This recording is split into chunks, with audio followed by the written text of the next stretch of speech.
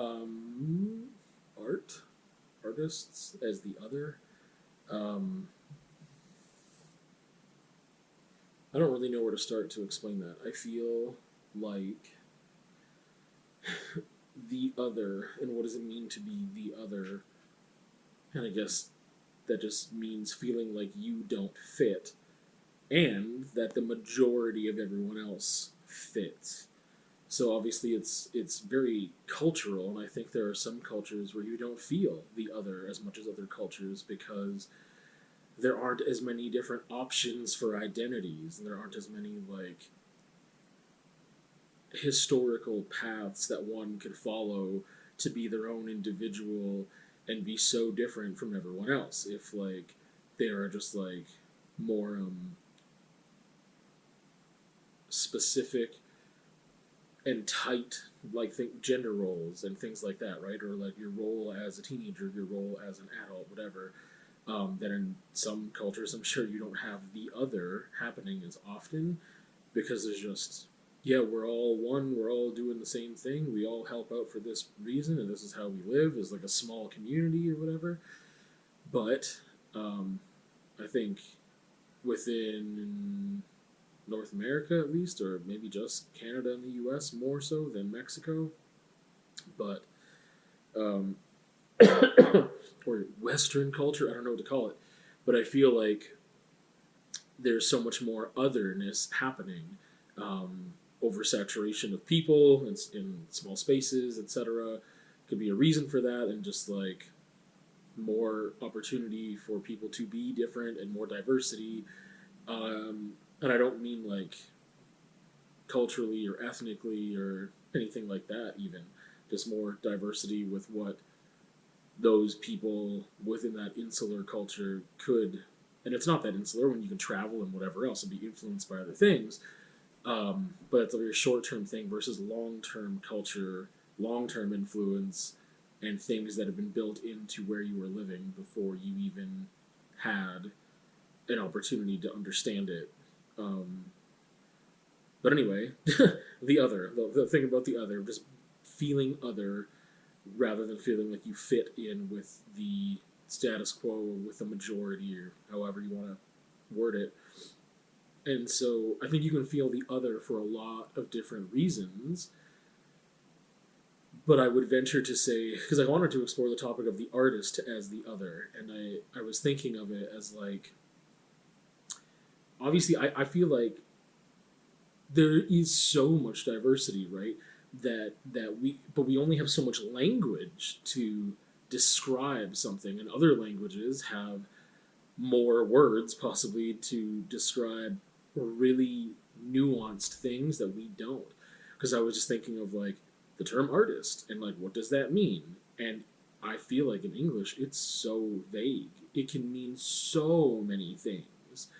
It's not that specific because what ties it together? I don't even you know what? I don't even know what the definition of artist is. Let's go down that journey because I don't even know what that definition is. I have an idea of what I would call an artist, a person who creates art, such as painting, sculpture, music, or writing, which is ridiculous because we talk about things like theater and dance and drama and tattoo, like whatever. Like there's so many types of art, but it's just a person who creates art. So then you got to define art, right? A skilled performer, which is interesting because I feel like that's different than an artist because that's a technician, right? A person who's very good at something, a scam artist, a strikeout artist. So a person who's very good at something. That's really interesting. I've never really thought about that. Um, yeah. So how do we define art is the next thing. Which I'm not going to go down that rabbit hole too much here, but I'm just curious. So art is a branch of learning, one of the humanities. So it just falls apart. Then you got fine art, graphic arts. Yeah, it just completely falls apart. So uh, the thing about artists, because I was just thinking of like, well, um,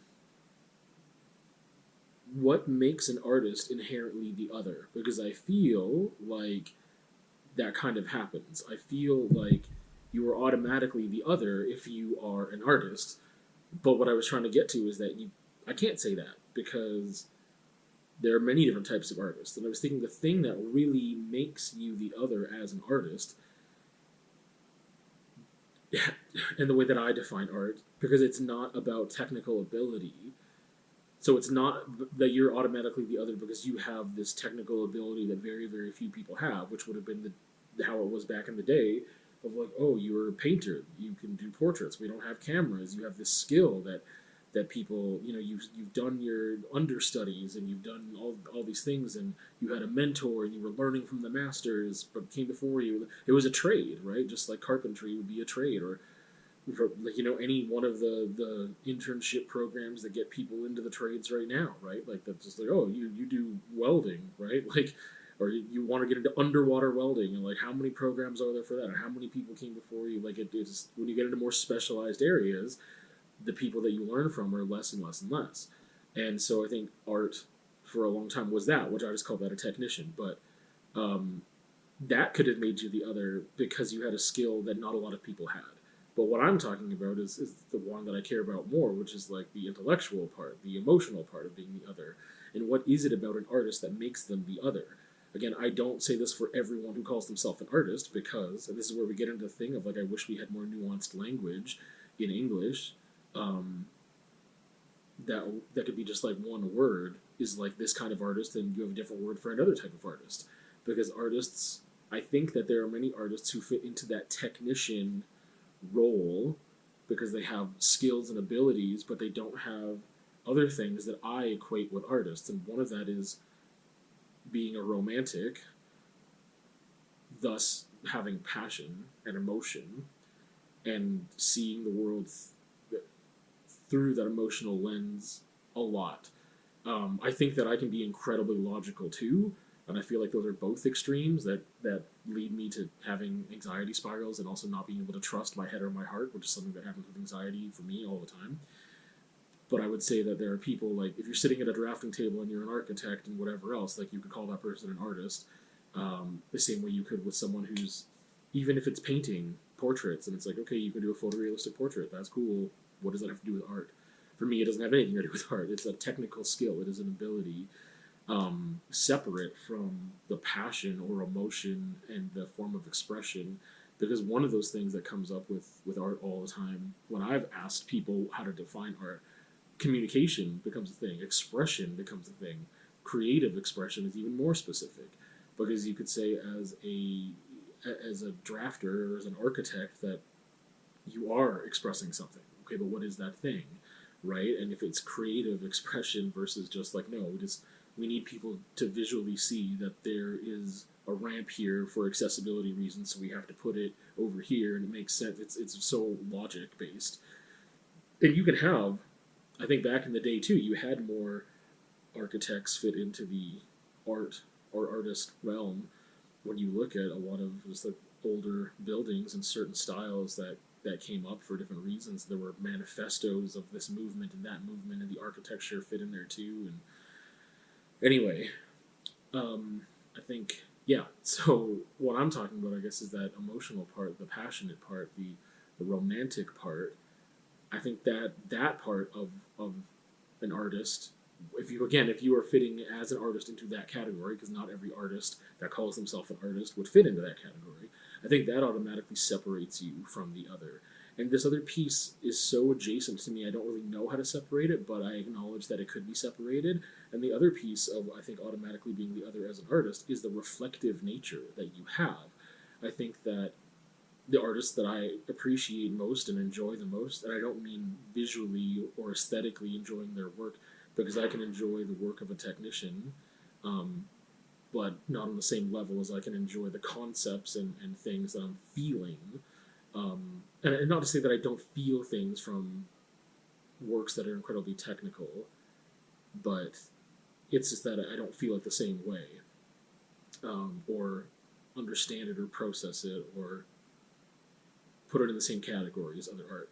And so I feel like I'm losing my train of thought. What a weird phrase, train of thought. Oh yeah, the reflective nature. I feel like, again, I feel like that would go pretty hand in hand with the passionate part, the romantic part of an artist. and you don't need to be an artist in order to be reflective. That's not what I'm saying, right? Um, but I think that that automatically makes you the other as well if you are that kind of artist that is very reflective. And I think a huge part of being an artist is being observant. And that's for technical ability too. And this is stuff that I've tried to impart on students, adult students, kids in my life, or like students at the high school level or whatever. Is like, depending on what kind of art you're doing, but no matter what, it's so much about observation. Like, even if you are just doing a photorealistic rendering of a still life, it is about looking. It is about really looking. Or if you're trying to represent the body, like, it's really interesting because sometimes you think you know what an arm looks like until you really look at it and you don't realize that it bends in ways that you didn't think it did, or it curves in a manner that you didn't realize. And that's just an observation. It's like getting out of the, this is what I think this looks like. Of course I know what an arm looks like. I have arms. I've been having arms for years. I see hundreds of arms a day when I go out into the world. I know what arms look like. You know what I mean? But then it's like, oh no, I have to draw one now. That's different. And so I think that reflective nature has to do with observation. And so being that observant, I don't know how that ties into the ability and desire or natural inclination to reflect, but I think that ability and habit of reflection is what really sets someone into a category of otherness. And there's a plethora, a myriad of different categories along that spectrum of being a reflective person, right? Because for me, my innate ability to observe a lot of things at once and see a bunch of possibilities that aren't there is really useful, but also contributes to my anxiety a lot because I think about possibilities I don't need to be thinking about, right? And so for some people, that awareness, that observation, that reflection piece, all of that stuff, those are two different things. Being observant of something and reflecting upon that thing are two different things. For me, they're not. For me, I think that it's just those are all just parts of me equally, so it's hard to separate them. But you could obviously observe a lot of things and have enough restraint or have built enough habits in your mind to not follow things down a rabbit hole and go off the rails on this thing that you don't need to, right? You just like, oh, I observed the thing and that's where it ends, and I don't need to take up any more mental or emotional real estate by thinking about all the possibilities of that thing. But for me, I do. So, but I think, it obviously, like, I'm talking about qualities that I have, so I recognize that. Like I'm talking about, oh yeah, this is what I think makes an artist the other, and it's like all things that I have. Well, yeah, I consider myself an artist, and I'm considering myself an artist based on certain criteria, not just criteria that I possess and that's it. Like I think yeah, I just have a definition or what I feel an artist is and what one isn't. And again, that's why there's categories of designer, technician, craft, or like there's all those things, and there's a lot of gray area there and a lot of elitism that could be attached to it. And I try to get away from that, but I just think that as an artist, and I don't know what that means, an artist's artist, as a true artist, as a real artist, I don't want to get into the weeds of defining what it is and what it isn't so far that it's excluding people that think they are artists. I'm just saying that for me, these are the kind of artists I'm talking about. Ones that are passionate and ones that are reflective, that it automatically makes you the other culturally within our society, because there are a lot of people who are not passionate and a lot of people who are not reflective. More and more and more, I think that's the case. And so automatically you are the other. And what does that mean to be the other? And to view the world as being apart from the world and feeling like you don't fit in it. And also feeling like you can see things that other people don't see because you aren't in it and they are. And I think that's really interesting because sometimes we say in our lives, like, I'm too close to it. Like, I didn't realize it. Like, if you think about, like, oh, I didn't realize I gained this much weight because it happened very, very, very slowly because I am in my body. I'm in my consciousness. I live with myself every day and I don't see those incremental things. But if someone hasn't seen you for a month, they might notice, like, oh, dude, you, like, gained 10 pounds. I'm like, I didn't even notice. I'm, like, too close to it, right? So when you're thinking about the culture that you live in, if you are not the other and you are a part of it and you are very much an acknowledged and respected part of it, I feel like you are not the other, right? You are part of it, and therefore there are things that you cannot see, or that are a lot harder for you to see because you are in it. That apart from being reflective, even if you are a reflective person, but you still fit into being part of it and not the other, it would still be difficult. And that goes for me too. I think I'm a very reflective person. Whether I listen to my reflections is something different, but I think that I reflect on things a lot. A lot of it is very automatic for me. I don't have to sit and make a point of doing it. That's just what comes with my anxiety and the way it manifests. But I think that with that, again, like that reflection piece, if I am too in it, whatever it is, I'm not talking about the world or culture or my environment, in this artist sense, of just like a bigger picture, but even if in like a familial sense of like I'm so close to it, what's happening in this family, in my family, I'm too close to it, so I don't see it. I don't see it the same way. I'm not the other in my family, right? Like in my family, I am not the other. I am a part of it.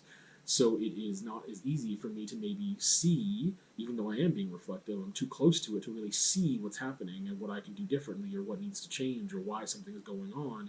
And that's why having an outside perspective that's not in it is so useful, which is what makes the artist valuable in society.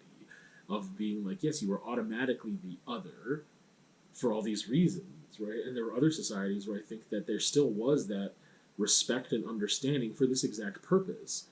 But those were societies, and I'm not a historian, and my understanding of cultures are incredibly limited. But if I think of my understanding, which could be incorrect, of things like Greek culture and whatever else, and just like that they put certain types of people on a pedestal, or I mean that goes whatever, Italians and other Spain, and when there was like the Renaissance stuff, right? Like culturally in all these different areas of Europe too. They don't have to necessarily go all the way back to like Greek times, but that artists were respected for a long time, and the thinkers, the philosophers, even the scientists or whatever, the people that were challenging things were not the other in a negative way.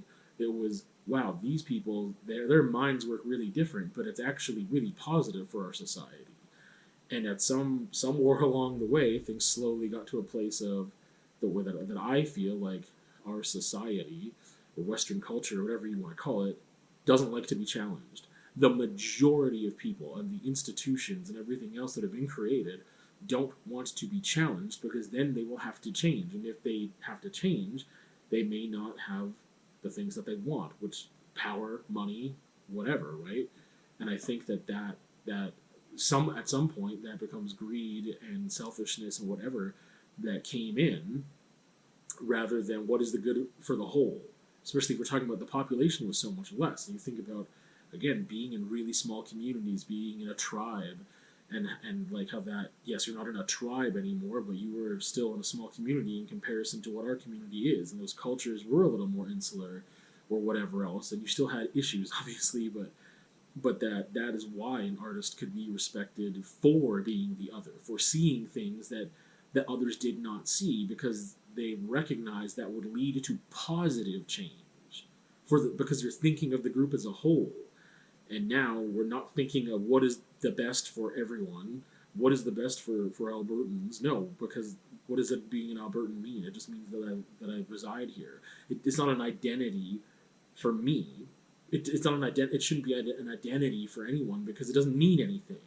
Because one person's values and idea of being an Albertan is way different than mine, right? So it doesn't mean anything. Versus like if you had the population was so small, it's like, what does being in this family mean, right? This family means something and it has certain values that we all kind of agreed on, or that were just passed down to you with things like tradition, which I think tradition for tradition's sake is not good at all. And we still do that.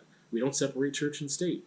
I was in a Remembrance Day ceremony the other day where they did an invocation and a benediction. They did an opening prayer and a closing prayer. And I'm like, we're in public school right now. This should not be happening. So it's a Remembrance Day or not. Again, you can have that spirit of remembrance and respect and reverence without calling God's name into it, right? Without invoking Christian belief. tangent. But anyway, I probably really lost my train of thought this time. So, um, where was I? um,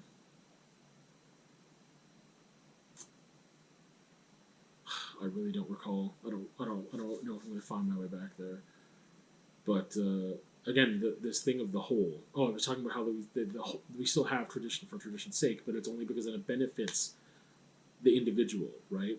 It benefits the individual to keep church and state. An individual, as in people that want the power and they want the money, and so it's just so much less about what is serving the whole community and much what is serving me and my cronies, and that's it. So we don't want the artist, we don't want the other, because we don't want the challenge, because we don't want to change, because we want to still be in power, and that's so destructive.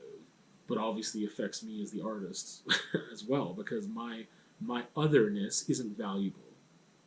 I think for a lot of reasons my otherness isn't valuable, but speaking just with what I've been trying to define as art and the artist, I think there were times and places and cultures that respected the artist as being the other, and that's why you were respected and valued, and now you are not.